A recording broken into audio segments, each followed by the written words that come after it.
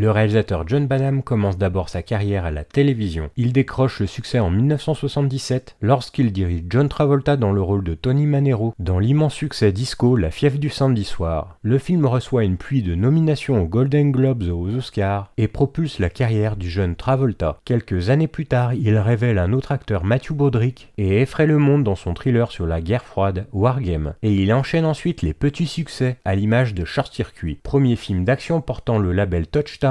Étroite surveillance n'est pas seulement un enchaînement de courses-poursuites et d'enquêtes policières, il est avant tout une histoire d'amour naissante vraiment originale et bourrée d'humour. Tenu par le duo de choc Richard Dreyfuss et Emilio Estevez, il a tous les ingrédients pour devenir un buddy movie culte, à l'instar du succès du duo de L'Arme Fatale sorti la même année. Retour sur un succès commercial et critique qui aurait mérité sans nul doute le développement d'une véritable franchise. Le scénario, sans être fortement original, s'en sort avec les honneurs grâce à l'humour omniprésent et les multiples rebondissements. Les personnages sont parfaitement campés par une brochette d'acteurs en pleine forme. Mention spéciale à Richard Dreyfuss qui mène la barque à lui tout seul. Le rythme est soutenu et le final plutôt plaisant. En bref, une comédie policière qui constitue un divertissement très agréable. Le scénario de Jim Koof est un exemple parfait de la façon de bien faire ce genre de film, avec des caractérisations rapidement mises en place, des loyautés et de nombreuses répliques amusantes, voire hilarantes. Non mais tu bouffes comme ça devant ta mère? Ah oui, c'est elle qui m'a appris. Bill et Chris sont des partenaires de longue date. Étroite surveillance nous épargne l'histoire exagérée de deux détectives mal assortis qui se heurtent avant de réaliser qu'ils forment l'équipe parfaite. Bill et Chris sont déjà de très bons amis qui aiment travailler ensemble et sont affectés à la surveillance de la maison d'une femme dont l'ex-petite amie vient de s'évader de prison. Au début, les deux hommes méprisent ce travail ennuyeux, mais tout change lorsqu'ils posent enfin les yeux sur leur cible de surveillance, la belle Maria Maguire. Oh oui, oh oui, oui, oui. Non, non, non, non. Cela est particulièrement vrai pour Chris, qui, contre l'avis de Bill, ne semble pas pouvoir s'empêcher de croiser la jeune femme. Après quelques rencontres fortuites, il devient clair que le sentiment est réciproque et qu'une chose en entraîne une autre. Cependant, le roman semble dès le départ compliqué en raison de la situation et des quiproquos. Chris doit cacher sa véritable identité à la femme qu'il aime, tout en dissimulant son comportement non professionnel à ses collègues et ses supérieurs. Ça fait des heures qu'il est ici. Tiens, le marin pêcheur. T'en fais pas, on se retrouvera.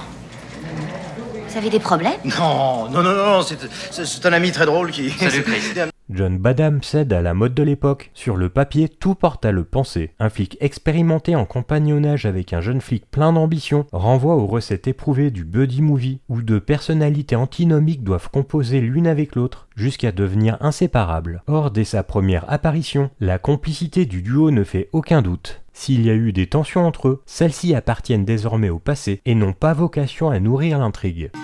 Je prends une petite demi-heure. Et mes gaufres, hein, enfoiré. Peut-être plus. Lorsque la femme qu'il s'attendait à être plutôt laide se révèle être une très sexy Madeleine Stowe, vous ne serez peut-être pas surpris d'apprendre qu'elle devient un intérêt amoureux pour l'un de nos personnages principaux. Ce qui peut surprendre, c'est avec lequel de nos principaux personnages policiers elle se connecte. Nous sommes en 1987, vous avez à votre disposition la jeune idole du moment, Emilio Estevez. Alors bien sûr, quel autre choix vous avez que de faire de lui un père de famille aimant avec une femme et un jeune enfant à la maison, afin que Madeleine Stowe puisse être courtisée par l'homme d'âge moyen et aux cheveux gris qui est Richard Dreyfuss. On assiste donc à un inversement des rôles puisque Bill s'avère davantage posé que son aîné. À lui la stabilité de l'homme marié au plan de carrière limpide et à Chris la vie amoureuse chaotique et l'insouciance. Ainsi il revient à Bill de jouer les garde-fous lorsque Chris se laisse aller à la romance en compagnie de l'objet de leur surveillance. Toutefois, sous ses airs de gendre idéal, le cadet s'est aussi laissé libre cours à sa fantaisie lorsqu'il s'agit de se payer la tête de Phil et de Jack, leurs deux collègues qui assurent la surveillance de jour. L'inversion des rôles tient suffisamment en alerte pour rester plus engagé dans étroite surveillance que si la répartition des rôles était plus évidente et plus conforme aux règles. Jim Koof a travaillé dur pour rendre l'intrigue aussi réaliste que possible et ses personnages sont représentés comme de véritables êtres humains. Chris et Bill parlent et agissent comme de vrais flics. Le film dépeint la vie d'un policier comme inintéressante et routinière, la plupart du temps étant consacrée à des missions banales et ennuyeuses. Même la surveillance high-tech qui était autrefois décrite comme un avenir effrayant dans les films précédents de John Badham, comme Tonnerre de feu, devient un élément banal de la vie quotidienne, les avantages du voyeurisme perdant de leur attrait. Au lieu de devenir obsédés par leur cible de surveillance, nos héros se soucient davantage de trouver des moyens de lutter contre l'ennui. Avec ce sujet finalement proche d'autres succès planétaires comme Fenêtre Court d'Hitchcock et Conversations secrètes de Coppola, Badham épouse la paranoïa et la psychose de l'écoute et de la surveillance pour mieux en détourner les codes. Astucieux et amusant, John Badham propose avec Étroite surveillance une variante inédite autour du voyeurisme sur le mode de l'humour. La plus grande attraction du film, ce sont les acteurs, ou plus précisément un acteur en particulier. Richard Dreyfuss avait déjà montré son potentiel comique, mais dans Étroite surveillance, il prouve qu'il peut tenir un film entier presque à lui seul, grâce à son talent,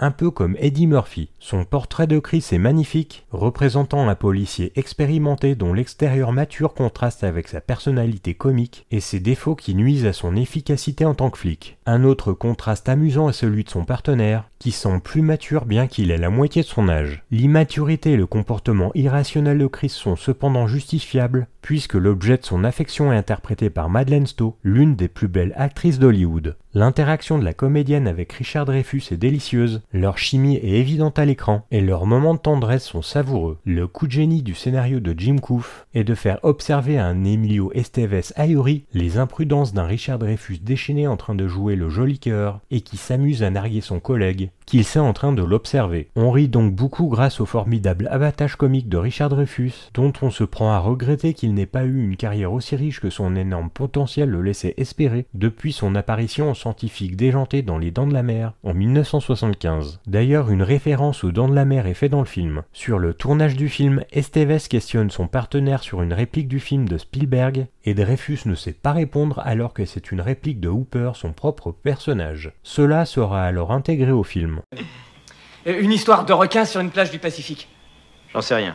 John Badham et son scénariste Jim Coof savent parfois s'effacer devant le talent des comédiens, qui tirent évidemment vers le haut des rôles qui peuvent paraître très simples, mais créer ces héros qui, utilisés dans les bonnes situations, peuvent déclencher un festival humoristique à tout instant, comme finalement le rôle de Chris, qui devient de plus en plus hystérique au fur et à mesure de son avancée dans les embarras, amplifié par le fait qu'il ne puisse pas dormir, d'où la psychose et les erreurs professionnelles qui en découlent, cela soutenu par les remontrances de Bill. De plus, avoir osé mettre Emilio Estevez surfant encore sur ses succès précédents, en second rôle contribuant aux situations cocasses inévitables, mais sans pour autant devenir le sidekick comique, tient plus que de la bonne idée que l'envie financière. Et pourtant, lorsque l'histoire le permet, Badham sait se montrer efficace sans se cacher derrière la qualité du sujet, et réalise de bonnes séquences musclées, comme celle de poursuite faisant à ce moment-là la part belle au rythme. Prenant comme arrière-plan la ville de Seattle, mais bien qu'ayant été tournée à Vancouver au Canada, l'histoire des plus banales d'une filature se révèle pourtant très prenante dès le moment où les quiproquos se succèdent à cause d'un policier faisant fi de la morale et de l'éthique professionnelle. Le scénario de Jim Coof, qui se chargera la même année de celui de The Hidden, se mue donc peu à peu en histoire d'amour rocambolesque et agrémentée de scènes d'action honorables, marquantes par leur lieu atypique, celle d'ouverture se déroulant dans la poissonnerie d'un port, tandis que la scène finale se joue dans une industrie de découpe de troncs d'arbres. Le premier rôle féminin est admirablement tenu par la charmante et authentique Madeleine Stowe, jouant avec une fraîcheur innée, l'actrice distille une douceur et un charme communicatif à chacune de ses interventions. Tout ce qui tourne autour de Richard Stick Montgomery, interprété par Eden Quinn, mais initialement prévu pour Val Kilmer, révèle presque du MacGuffin. Sa présence sert essentiellement à insuffler une dose d'action au récit, à commencer par son évasion rocambolesque et lors du dénouement dans les entrailles de la Syrie. Entre les deux, le récit se fait plus léger et emprunte au vaudeville sa mécanique comique. Bien qu'aux personnalités différentes, le parallèle du duo d'affiches avec celui de Mel Gibson et Danny Glover dans L'Arme Fatale, sorti la même année, ne peut être évité. Malheureusement, l'un connaîtra plus de succès que l'autre, hissant le film de Richard Donner, qui verra 3 autres productions lui succéder au rang des meilleurs buddy movies de tous les temps. Malgré tout, Étroite surveillance reçoit de nombreuses critiques positives, engendrant plus de 60 millions de dollars au box-office. Oh, j'adore ce boulot, j'adore ce boulot.